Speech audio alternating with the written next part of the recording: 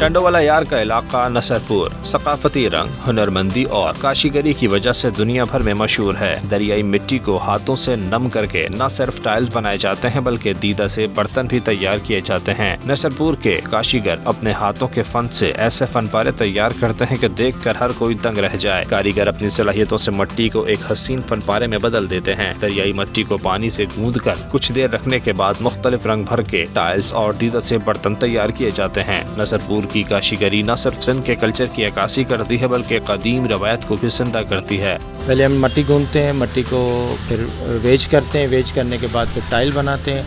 Tile की pressing होती है, रीसाइजिंग होती है, फिर फिनिशिंग होती है। उसके बाद इसके ऊपर एक लेयर आती है वाइट कलर की, उसके ऊपर फिर हम मोटिव्स बनाते हैं कोबाल्ट ऑक्साइड और कॉपर ऑक्साइड की मदद से। उसके बाद फिर इस पर ट्रांसपेरेंट ग्लेज अप्लाई करते हैं। फिर इसको कमोबेश 1050 सेंटीडिग्री पे हम फायर करते हैं और फायरिंग के बाद ये फाइनल हो जाती है। फिर असेंबलिंग होती है जहाँ पे ये टाइल लगती है। ठट्टा की शाहजहां मस्जिद, लाल शहबाज कलंदर, शाह अब्दुल लतीफ भटाई, सच्चल सरमत का मज़ार और दीगर तारीखी मकामात पर काशी के टाइल सबकी तवज्जो का मरकज रहते हैं। नसरपुर ज़माने कदीम से काशी के काम के लिए मशहूर है। किसी ज़माने में यहाँ बेशुमार अफराद और कारखाने इस फन को जिंदा रखे हुए थे, तहम अब सिर्फ चंद कारखाने ही काम कर रहे हैं।